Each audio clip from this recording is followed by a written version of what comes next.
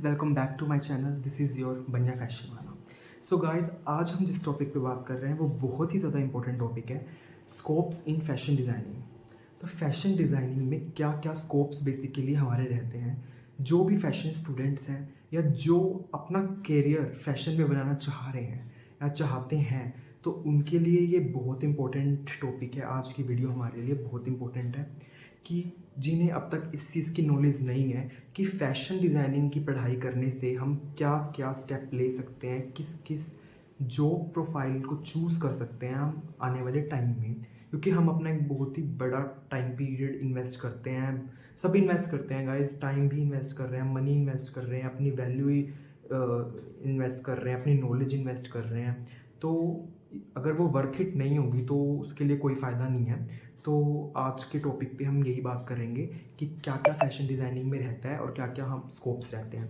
क्योंकि कईयों को क्या लगता है गाइस कि फैशन डिज़ाइनिंग क्या है। अगर कोई सोचता है या कोई लड़कियां हैं, वो अधिकतर, क्योंकि मैं अपने एक्सपीरियंस से बता रहा हूँ आपको, मेरी यूनिवर्सिटी में भी कितनी गर्ल्स थी जो ये सोचती थी कि ना हम तो डिज़ाइनिंग में इसलिए आए थे कि हाँ सिलाई अच्छी आती है, उनको उनको मशीन चलाना अच्छा आता है, तो भाई हाँ कपड़े बनाने होते हैं तो हम सीख लेंगे या कर लेंगे। पर जब उनको ये पता चला कि इतनी सारी थ्योरीज होती हैं, इतने एग्ज़ाम्स होते हैं, सारे थ्योरी एग्ज़ाम्स होते हैं, ज्यूरीज होती हैं, प्रैक्टिकल वर्क होते हैं, तब उनको ये हुआ कि ये तो हमने नहीं सोचा। क्योंकि कितने जनों ने तो मेरे सामने बैकआउट किया, स्ट्रीम चेंज की, कोई फैशन डिज़ाइनिंग से टेक्सटाइल में चला गया या किसी ने स्विच ही कर लिया। तो बहुत सारी चीज़ें बाद में हमारी लाइफ को बहुत कॉम्प्लिकेट करती हैं, क्योंकि सब चीज़ों का वेस्ट हो जाता है उसके बाद। तो गाइज़, अगर हम स्टार्टिंग से अब बात करें कि क्या क्या स्कोप्स रहते हैं, तो फर्स्ट स्कोप क्या रहता है, डिज़ाइन, फैशन डिज़ाइन।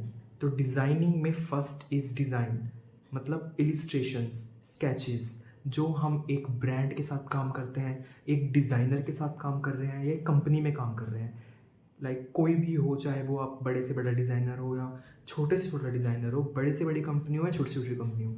अगर आप डिज़ाइनिंग के मेन प्रोफाइल में जाते हैं, junior assistant design, assistant designer, senior designer, head designer, उसके बाद manager, CEO, like this is the profile of the fashion designer. तो अगर आप इन सब प्रोफाइल्स के लिए चूज़ किए जाते हो या अप्लाई करना चाहते हो या कर सकते हो, तो इसमें हमें सिर्फ बेसिकली स्केचिंग, इलिस्ट्रेशंस, जो हम एक आउटफिट बनाते हैं उसकी ड्राइंग्स बेसिकली हमें करनी होती है। अगर हमारी प्रोफाइल ये रहती है तो इलिस्ट्रेटर का भी आप बोल सकते हो कि हमारा एक जॉब रहता है, प्रोफाइल इलिस्ट्रेटर। इलिस्ट्रेटर में क्या होता है, एक ऐप होता है, एक सॉफ्टवेयर होता है जिसमें हमें डिज़ाइनिंग करनी होती है। बेसिकली इट्स एक बॉडी एक होता है, उस पर हमें वो बॉडी किसी भी चीज़ का हो सकता है, एक मैन का हो सकता है, एक बॉय का, एक गर्ल का, एक लेडी का, क्योंकि सबके पोस्चर्स अलग अलग होते हैं। उस पर हमें आउटफिट डिज़ाइन करना होता है बेसिकली। तो उससे भी पहले बहुत सारी रिसर्च की जाती है। तो वो सब जैसे मूड बोर्ड्स क्रिएट करना, अगर आप एक आउटफिट बना रहे हैं तो उसकी मूड बोर्ड्स की, उस आउटफिट का क्या मूड होने वाला है, किस सीज़न का होने वाला है वो आउटफिट, क्या कोई कलेक्शन है या क्या कॉन्सेप्ट क्या है, आपका बनाने के पीछे का मकसद क्या है, इंस्पिरेशनल बोर्ड, इंस्पिरेशन क्या है आपकी, कहाँ से आपने इंस्पिरेशन ली है उसको बनाने के लिए आउटफिट को, या रिसर्च बोर्ड, आपने पूरी रिसर्च, अपनी हिस्ट्री, कैसे आपने क्या क्या किया। उसके बाद बहुत सारे बोर्ड्स होते हैं, सिलुएट्स बोर्ड, क्या सिलुएट्स आप यूज़ कर रहे हो, कलर पैलेट, कौन कौन से कलर्स आप यूज़ करने वाले हो उसमें, या कैलीग्राफी बोर्ड, आप कोई कैलीग्राफी, कोई वर्ड या कोई टेक्सचर जैसे मेरे यहाँ लिखा हुआ है, ऐसे कोई चीज़ें करने वाले हो। मोटिव बोर्ड, किस टाइप के मोटिव्स आप यूज़ करने वाले हो, या एम्ब्रॉयडरी बोर्ड या स्वोचेस। आपको हर टाइप की चीज़ें पूरी एक मेंटेन करके चलनी पड़ती है कि कौन कौन से आप फैब्रिक्स यूज़ करने वाले हो, कौन कौन से ट्रिम्स यूज़ कर रहे हो, कौन कौन से आप, ये सब सोर्सिंग का पार्ट रहता है। तो फर्स्टली अगर हम अपने टॉपिक से नहीं भटकेंगे, तो अगर मैं आपको प्रोफाइल्स की बात बता रहा हूँ, तो बेसिकली अ डिज़ाइनर, तो उनको ये सब में मेहनत करना पड़ता है गाइस। तो फर्स्ट प्रोफाइल क्या रही है आपका स्कोप, कि आप फैशन डिज़ाइनिंग चूज़ करने के बाद एक डिज़ाइनर बन सकते हो अगर आपका बहुत स्ट्रॉन्ग पोर्टफोलियो, बहुत स्ट्रॉन्ग ब्रांड नॉलेज और इलिस्ट्रेशन स्किल्स हैं। सेकंड, अगर आपको एज अ जॉब आप पैटर्न मेकिंग में कर सकते हो, तो पैटर्न मेकिंग की प्रोफाइल क्या रहती है टेक पैक्स में। तो basically it's old digital. Tech packs में क्या रहता है गाइस कि आपको सॉफ्टवेयर्स होते हैं, तो उसमें आपको पैटर्न मेकिंग बनानी होती है।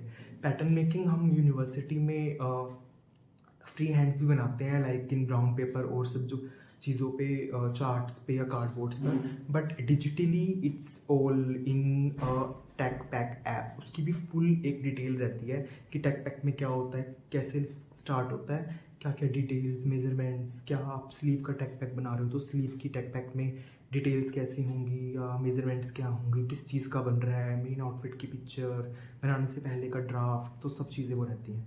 तो अपना करियर टेक पैक में भी बना सकते हो। थर्ड हमारा जो रहता है गारमेंट कंस्ट्रक्टर। गारमेंट कंस्ट्रक्टर क्या होता है? वही जो गारमेंट को बनाते हैं, जो सिलाई करते हैं, जो हमारे ड्रेस मेकर्स होते हैं, जिनको हम सिलाई मास्टर भी बोलते हैं, या जो टेलर मास्टर होते हैं, उनको हम गारमेंट कंस्ट्रक्टर बोलते हैं। तो गारमेंट कंस्ट्रक्टर का मेन रोल क्या रहता है? उनको सिर्फ अपने गारमेंट को कंस्ट्रक्शन करना रहता है, बनाना रहता है। जो भी हम आउटफिट बना रहे हैं उसको उनको सीलना होता है, तो वो गारमेंट कंस्ट्रक्टर होता है। तो वो प्रोफाइल आप चूज़ कर सकते हो डिज़ाइनिंग के बाद। उसके बाद आप फैशन स्टाइलिंग में जा सकते हो। कैसे एक आउटफिट को स्टाइल करते हैं हम फैशन स्टाइलिंग में। जो सेलिब्रिटी स्टाइलिंग भी होती है, एक वार्डरोब स्टाइलिंग भी होती है, ये आने वाली वीडियोज़ में आपको बताता रहूँगा। फैशन स्टाइलिंग में बेसिकली एक आउटफिट अगर आप रैंप पे चल रहा है तो उसको स्टाइल करना, उसके साथ ही एसेसरीज़ क्या होती हैं, वो किस तरीके से उसको ड्रेप करेंगे, कैसे वो कोई सेलिब्रिटी, कोई भी अगर नॉर्मल पीपल भी पहन रहा है तो वो कैसे उसको वियर करेगा, क्या क्या एसेसरीज़ यूज़ करना, कैसा मेकअप होगा, कैसे हेयर होंगे, तो वो सब एक स्टाइलिंग में रहता है। तो ये सब प्रोफाइल्स होती हैं। उसके बाद अगर आपको खुद से ही अपना ब्रांड स्टार्ट करना है तो आप वो भी कर सकते हो। आप खुद से अपना एक बुटीक ओपन कर सकते हो, खुद से अपनी एक ब्रांड बना सकते हो, या कोई कंपनी क्रिएट कर सकते हो। तो या आपका खुद का कोई फैमिली बिजनेस है तो आपको उस चीज़ में भी बहुत ज़्यादा हेल्प मिलती है कि आपको सारे क्राइटेरिया और कैटेगरीज पता चल जाती हैं कि कैसे आपको इस फील्ड में जाना है और इस फील्ड में क्या क्या टाइप का वर्क होता है, और सब तरीके की नॉलेज आपके पास रहती है। तो आप ये भी as a career option choose कर सकते हो। उसके बाद अगर मैं आपको जॉब प्रोफाइल्स की बात करूँ तो वो बहुत ही ज़्यादा डाउन डाउन होते जाते हैं। जैसे कि अभी फर्स्ट मैंने आपको बताया डिज़ाइनिंग का, उसके बाद इलिस्ट्रेटर में इलिस्ट्रेशन बनाने का, उसके बाद आप इसमें ग्राफिक डिज़ाइनिंग का भी कर सकते हो, उसकी भी हम बात करते हैं। फिर मैंने पैटर्न मेकिंग का आपको बताया। उसके बाद आप इसमें मर्चेंडाइजिंग में भी जा सकते हो, फैशन मर्चेंडाइजिंग। फैशन मर्चेंडाइजिंग के लिए एक अलग से हम वीडियो भी बनाएंगे क्योंकि उसके बहुत सारे पार्ट्स हैं। तो बेसिकली अगर कोई फैशन डिज़ाइनिंग की पढ़ाई कर रहा है तो वो विजुअल मर्चेंडाइजिंग को ही चूज़ करता है। विजुअल मर्चेंडाइजिंग क्या होती है? जो सोर्सिंग से रिलेटेड सब पार्ट्स हैंडल करते हैं, सब चीज़ों को इकट्ठा करना। अगर हम एक ड्रेस बना रहे हैं, आउटफिट बना रहे हैं, तो हर टाइप की फैब्रिक्स इकट्ठा करना, तो वो भी होती है एक विजुअलाइजिंग वाली। और एक और मर्चेंडाइजिंग होती है जिसमें हम इन्वेंट्री मैनेजमेंट करते हैं या सोशल मीडिया मैनेजमेंट हैंडल करते हैं। तो वो भी आजकल इनमें भी बहुत सारे जॉब्स के ऑफर्स आते हैं जिनको अपना खुद का ब्रांड होता है, तो वो उसको सोशल मीडिया पे, क्योंकि आजकल इंटरनेट पे बहुत सारी चीज़ें आ रही हैं, तो वो चाहते हैं कि उनका सोशल मीडिया प्लेटफॉर्म स्ट्रॉन्ग रहे। तो वहाँ पे भी हम अप्लाई कर सकते हैं जॉब से रिलेटेड।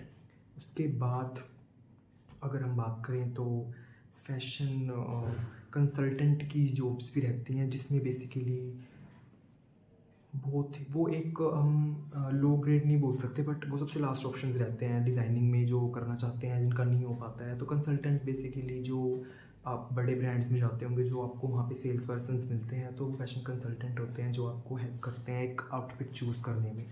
तो ये एक और जो प्रोफाइल है जो आजकल बहुत ज़्यादा चली हुई है, क्योंकि सब ब्रांड्स को ये होता है कि हम डिज़ाइनर को ही कंसल्टेंट बना दें।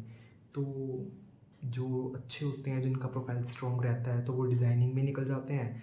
नहीं तो कुछ होते हैं जो कंसल्टेंट में आके अटक जाते हैं, क्योंकि उनको ये लगता है कि यहाँ से शुरू, पर वो कभी हट नहीं पाते हैं। क्योंकि उनकी भी, मैं ये नहीं कहूँगा कि मैंने जहाँ तक मुझे एक्सपीरियंस है, मेरे कुछ नोन पर्सन है जो फैशन कंसल्टेंट कर जॉब कर रहे हैं।